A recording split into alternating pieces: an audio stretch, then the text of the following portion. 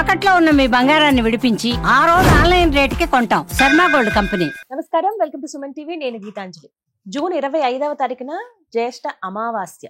ఈ అమావాస్య విశిష్టత, అలాగే ఆ రోజు పాటించవలసిన నియమాలు, చేసుకోవాల్సిన పరిహారాలు తెలుసుకుందాం. వివరించేందుకు ప్రస్తుతం మనతో పాటు ఉన్నారు ప్రముఖ జ్యోతిష్యులు బ్రహ్మశ్రీ నందిభట్ల శ్రీహరి శర్మ గురువు గారు. వారితో మాట్లాడదాం. గురుగారు నమస్కారం అండి. వాగర్థావివ సంపృక్తౌ వాగర్థ ప్రతిపత్తయే జగతః పితరౌ వందే పార్వతీ పరమేశ్వరౌ. ఆదిత్యాయ చ సోమాయ మంగళాయ బుధాయ చ గురు శుక్ర శనిభ్యశ్చ రాహవే కేతవే నమః. శృంగేరి జగద్గురు పీఠాధిపతులకి, కంచి పీఠాధిపతులకి నమస్కారములు తెలియజేసుకుంటూ కార్యక్రమాన్ని ప్రారంభిద్దాం.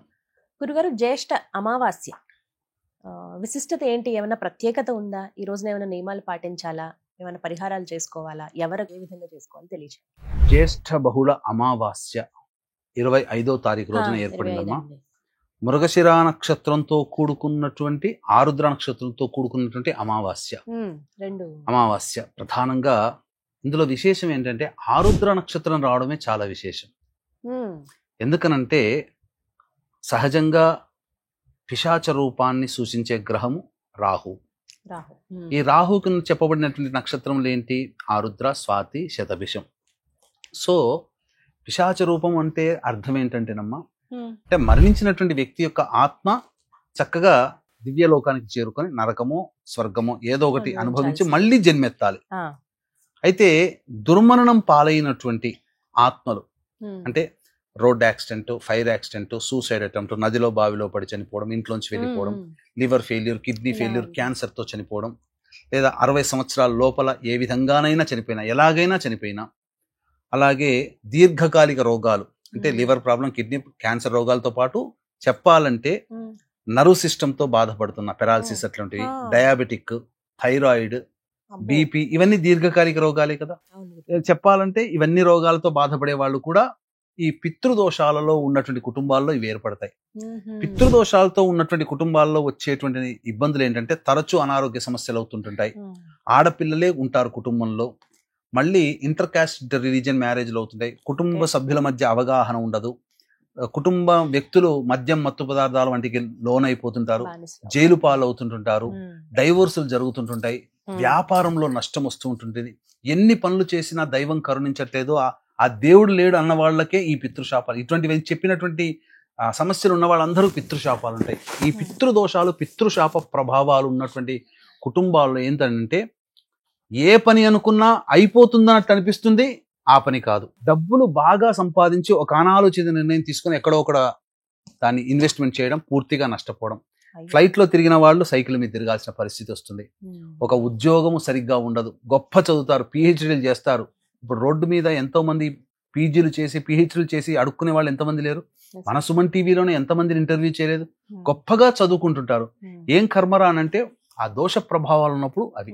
ఇంకా చెప్పాలి అంటే పెళ్లిళ్ళు కావమ్మా. ఈ కాలంలో పెళ్లిళ్ళు కాక ఇబ్బంది పడుతున్నారు అనంటే పితృదోషమే. సమస్య లేదు. 1కి 4-5 పెళ్లిళ్ళు అవుతున్నా సంతానం కలగకపోయినా పితృశాపమే. ఇక తల్లిదండ్రుల మాట పిల్లలు వినట్లేదు, చెడ్డదారిలో పోతున్నారంటే పితృశాపాలు ఉంటేనే. లేకపోతే పూర్వకాలంలో ఇవన్నీ ఉన్నాయా? ఎక్కడో రేరుగా ఉండేది. ఇప్పుడు ప్రతి కుటుంబంలో ఉంది. అంటే ఒక రకంగా చెప్పాలి అంటే 100కి 99% మంది ఈ పితృశాపాలతో బాధపడుతున్నారు. కాబట్టి ఇటువంటి అమావాస్య అద్భుతమైనటువంటి కలయిక. ఆరుద్ర నక్షత్రము, అమావాస్య ఉన్నటువంటి రోజున సాధారణంగా పితృదేవతల్ని ఆరాధన చేయాలి. ముఖ్యంగా అంటే పిండ ప్రదాన కార్యక్రమం మరియు తిలలతో తర్పణాది కార్యక్రమాలు చేయాలి. ఇవేవీ చేయలేనటువంటి వాళ్ళు బ్రాహ్మణుడికి స్వయంపాక దానం చేయాలి. పితృశాప ప్రభావాలు ఉన్న వాళ్ళు పితృదోష పరిహారం చేసుకోవాలమ్మా. చాలా మంది అనగానే చెప్పగానే గూగుల్ తల్లి ఉంది కదా మనకు, సిరి ఏంటి ఇవన్నీ చెప్పనగానే అన్ని చెప్పేస్తుంటది కదా. అలాగే గూగుల్ తల్లి దగ్గరికి వెళ్ళిపోతాం. పితృదోషము ఎక్కడ అనగానే అన్ని లిస్టు పంపిస్తుంటది. టకటక మన వాళ్ళు అద్భుతం, గురువు గారు పితృదోషాల గురించి చెప్పారు, మనం గూగుల్లో చూసుకున్నాం అనగానే అటు ఎక్కడో మహారాష్ట్రనో లేకపోతే తమిళనాడో లేకపోతే కర్ణాటకలోనో ప్లేస్లు వస్తాయి. వాళ్ళకి ఫోన్లు చేస్తారు. అద్భుతమైన విషయం, న్యూయార్క్ కూడా ఇంత సంతోషపడలేదేమో, కానీ మన వాళ్ళు గొప్పగా సంతోషపడిపోయి పోతారు అక్కడ. ఇక్కడ మన వాళ్ళని తప్పు పట్టడం కాదమ్మా, కానీ వాళ్ళు చేసేటువంటి వాళ్ళకి తెలియకుండా జరిగే నష్టం ఏంటనంటే అక్కడ ఫోన్ చేయగానే ఫోన్లు ఎత్తే వాళ్ళు పండితులు ఎత్తుతారు, మాట్లాడతారు, అన్ని వివరాలు చెప్తారు, రండి అని అంటారు, పోతారు, మన వాళ్ళు పోతారు, మాట్లాడిన వ్యక్తి చేయించడు. వాళ్ళ గ్రూప్ లో ఒక 10-15 మంది ఉంటుంటారు. ఏమైపోతుంది, ఎవరికొరకు అప్పచెప్తారు. 10-15 మంది అందరు పర్ఫెక్ట్ చేయించరు. అందుకని ఈ దోషాలు ఉన్నాయి. పితృశాపాలు అనేటువంటివి తెలుసుకొని ఒక గురువు ద్వారా వెళ్లకుండా వాళ్ళకింతట వాళ్ళు నిర్ణయం తీసుకోవడం పోవడం వల్ల ఇప్పుడు మనకు ఎక్కడికైనా వెళ్ళినప్పుడు తెలిసిన వ్యక్తిని అడిగి పోతున్నాం. పోయినప్పుడు ఆ వ్యక్తి మనకు మంచి గైడ్ చేస్తాడు. తెలియని ప్రాంతానికి పోయినప్పుడు జరిగిన నష్టాలు ఏంటి? ఇప్పుడు ఈ మధ్య చూసామా, మేఘాలయాలో ఏం జరిగిందో తెలుసు కదా. తెలవని ప్రాంతానికి వెళ్ళారు, అక్కడ మరణించడం జరిగింది. అంటే తెలవని వ్యక్తుల దగ్గర పోయినప్పుడు మనము అక్కడ సరిగ్గా జరగదు అమ్మా. ఎందుకనంటే ఎవరికి కూడా ఈ యొక్క పిండ ప్రదానం ఇవన్నీ కూడా పూజా కార్యక్రమాలు సరిగ్గా నిర్వహించి ఉండరు. పితృ కార్యక్రమాలు పూజల విధానంలో తేడా ఉంటుంది. మన ఇంట్లో చేసుకునే పూజలు, అభిషేకాలు, హోమాలు లాగా అనుకుంటారు, అక్కడ పోయేసరికి తడబడుతుంటుంటారు. ఈ తడబాటు చేయించే వాళ్ళకి అడ్వాంటేజ్ అవుతుంది. అందుకని ఏం చేస్తారు, యజ్ఞోపవీతం ఉన్నటువంటి వాళ్ళకేమో శాస్త్రోక్తంగా, యజ్ఞోపవీత ధారణ లేని వాళ్ళకి పురాణోక్తంగా చేసి పంపిస్తున్నారు. తూతూ మంత్రంగా గంట. మరీ ఈ మధ్య అయితే ఇక్కడ నుంచి పులోమని బస్సుల్లో వేసుకోబోతున్నారు, 100 మందిని ఒకేసారి వేసుకోబోతున్నారు. తర్వాత ఏం జరుగుతుంది, గంటలో 45 నిమిషాల్లో పూర్తి కానిరా అని చెప్పి హింటించేసేస్తారు. అక్కడ 45 నిమిషాల్లో పూజ పూర్తి చేస్తున్నారు. ఇది జరుగుతుంది అక్కడ తంతు. కాబట్టి అలాంటిది కాకుండా ఈ పితృదోష పరిహారం 4 గంటలు పడుతుంది. ఇటువంటిది ఈ మధ్య చాలా మంది చేసేటువంటి అబద్ధపు ప్రచారం ఏంటంటేనమ్మా, ఉన్నవే 27 నక్షత్రాలు. 27 నక్షత్రాల్లో దుష్ట నక్షత్రాలు కొన్ని ఉన్నాయి, రాక్షస గణ నక్షత్రాలు అంటారు. అందులో జన్మిస్తేనే దోషము, అంతే తప్ప జనన దోషం అంతే. కానీ ఏకరు పెట్టేస్తారా, ఆకారం నుంచి ఆ అన్నట్టుగా లెక్క పెట్టి ఆహా వరకు చదువుకుంటూ పోతారు కదమ్మా. అట్లా 19 ఉన్నవి 27 నక్షత్రాల్లో 19 నక్షత్రాలు ఏదో పాట పాడినట్టు చదువుకుంటూ పోయి ఆ 19 నక్షత్రాల్లో పుడితే పితృదోషం అంటున్నారు. ఇది ఎక్కడా శాస్త్రంలో లేదు. ఇటువంటివన్నీ కూడాను జనాలు తెలియక మాకంటే మాకుంది అనుకుని పోయి చేసుకుంటున్నారు. తద్వారా ఏమంటారు, తలకాయ నొప్పి లేస్తే మోకాలికి మందు రాసినట్టుగా ఉంటుంది. కాబట్టి అటువంటివి చేయకూడదమ్మా. కాబట్టి డైరెక్ట్ గా వెళ్ళి చేసుకోవడం కంటే కూడా ఒక గురువు ద్వారా వెళ్ళడం అనేటువంటిది సహేతుకం. ఏమవుతుంది, పెద్ద తేడా ఏమీ రాదు, 1000-2000 తేడా ఉంటుంది అంతే. స్వయంగా వెళ్ళినా గురువు ద్వారా వెళ్ళినా ఒక 1000-2000 తేడా ఉంటుంది అంతే తప్ప పెద్ద మార్పు అంటూ ఏమీ ఉండదు. కానీ మీకు ఎటువంటి అంటే ఆ 1000-2000 కోసం మొహం చూసుకుంటే రేపు పొద్దున ఏమవుతుందంటే సరిగ్గా చేయించకపోవడం వల్ల ఫలితం రాదు.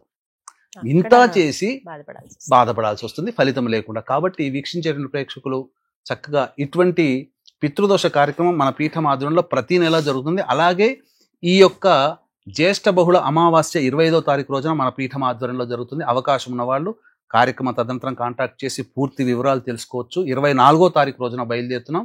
25వ తారీఖు రోజున ఈ కార్యక్రమం జరిపిస్తున్నాం. ఆరుద్ర నక్షత్రం ఉన్నప్పుడే చేయించడం జరుగుతుంది. ఆరుద్ర నక్షత్రం ఉన్నప్పుడే చేసుకోవాలి. ఎందుకు అనంటే చాలా విశేషం. ఎందుకంటే ఆ యొక్క పితృ మారకత్వాన్ని, పిశాచత్వాన్ని సూచించేవాడు రాహు. అటువంటి రాహు నక్షత్రం ఆరుద్ర నక్షత్రం. పైగా ఆరుద్ర నక్షత్రము గురువు బుధులతో కలిసి ఉంటుంది ఆ రోజున. కాబట్టి నరకలోకంలో బాధలు పడుతున్నటువంటి ఈ పితృశాపాలకు గురైనటువంటి ఆత్మలకి విముక్తి కలుగుతుంది. సింపుల్ గా ఎందుకు చేసుకోమంటారనంటే చనిపోయినటువంటి వాళ్ళ యొక్క ఆత్మ మోక్షాన్ని పొందకుండా, వాళ్ళ డెస్టినీ వాళ్ళు వెళ్ళకుండా ఏమవుతుందంటే ఒక రకమైనటువంటి బాధను అనుభవిస్తుంది. అది నరకయాతన అంటారు. నన్ను ఎవరైనా మీ వాళ్ళ వంశంలో వాళ్ళకి తెలియజేస్తుంది. ఆ తెలియజేసే క్రమమే ఈ యొక్క కష్టాలు నష్టాలు అనేటువంటివి. ఇప్పుడు ఎందుకు మనకు కష్టాలు పడుతున్నాం రా అంటే దీనికి కారణం ఈ పితృశాపాలు. కాబట్టి ప్రతి ఒక్క కుటుంబంలో ఈ యొక్క పితృదోషాలు ఉన్నాయమ్మా. కాబట్టి ఖచ్చితంగా చేసుకోవాల్సిందే. మారు బలులు కోరుకుంటాయి. ఒకసారి జరిగింది మళ్ళీ ఇంకొక మారు బలులు జరుగుతుంది. కాబట్టి అవకాశం ఉన్న వాళ్ళు చక్కగా ఈ యొక్క కార్యక్రమంలో 24వ తారీఖు రోజున బయలుదేరుతున్నాం. 25వ తారీఖు రోజున కార్యక్రమం జరిపించుకొని మళ్ళీ 26 ఉదయం కల్లా వచ్చేస్తాం. కానీ ఎట్టి పరిస్థితుల్లో కూడా ఇప్పుడు చెప్పినటువంటి కొన్ని 19 నక్షత్రాలు చెబుతుంటుంటారు. ఆ నక్షత్రాలు పుడితే పితృశాపము కాదండి. ఉన్న 27 నక్షత్రాల్లో 11 నక్షత్రాలు పుడితే నక్షత్ర జనన దోషము. అసలు పితృశాపం అంటే ఇంతకుముందు చెప్పినటువంటి లక్షణాలన్నీ మీ కుటుంబంలో ఉంటేనే పితృదోషము తప్ప నక్షత్రంలో పుడితే పితృదోషము అది శాస్త్రము కాదు. అది అటువంటి దాన్ని మీరు గ్రహించకండి అని చెప్పవచ్చు. ధన్యవాదాలు. సర్వం శ్రీ ఉమామహేశ్వర పరబ్రహ్మార్పణమస్తు.